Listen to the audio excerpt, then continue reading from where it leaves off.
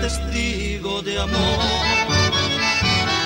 En el cuento empezó, querida del alma, no existe un dolor.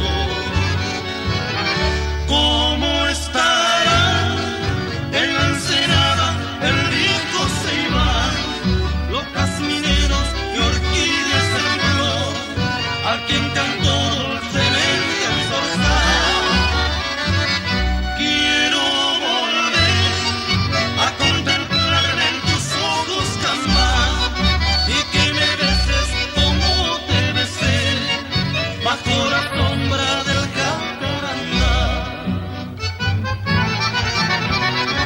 Y ese largo camino que hoy el destino de ti me alejó,